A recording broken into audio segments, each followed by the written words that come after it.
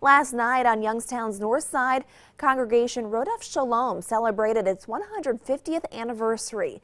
This morning, you'll meet the author of a book about the history of the Jewish community in the Youngstown area. Here to explain is 27 First News anchor Stan Boney. There is a new book out now that is available for purchase. It is called The History of Jewish Youngstown and the Steel Valley. It was written by Tom Welsh, Joshua Foster, and Gordon Morgan. And one of those authors, Tom Welsh, joins us here to talk about the book. Tom, give us a general overview of what this book is all about. Well, the book covers the period from 1837 to the present, and that's basically 180 years of history.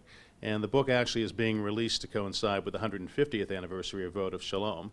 Congregation Rodef Shalom. A lot of people don't realize, though, the history goes back that far. Name some names of people of the Jewish community that are well known and people might recognize. Oh, absolutely. I mean, when you look in the business community, all of us grew up with Strauss's department stores, Strauss Hirschberg to an earlier generation, Lustig Shoes, Haber's Furniture, civic leaders like Abe Harshman, Rabbi Sidney Berkowitz, people like the founders of Arby's. Leroy and Forrest Raffel, of course, who are well known in the national scene. The Warner Brothers, who spent a period of time here before moving on to Hollywood. Now, you are Catholic. Yes. What drew you to write a book on the Jewish community? I was working with Dr. Sherry Lincoln, who at that point was head of the YSU, or co-director of the YSU Working Class Studies program. But it was work that I had done independently with Tabernacle Baptist Church, to help them, put together their history, because there was some debate over when their centennial actually was.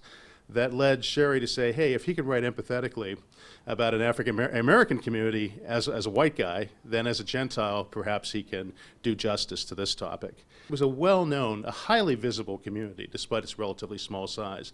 And again, its contributions have been outsized. All right, Tom Welsh, thank you very much. Once again, the book is called A History of Jewish Youngstown and the Steel Valley. You can pick it up wherever books are sold.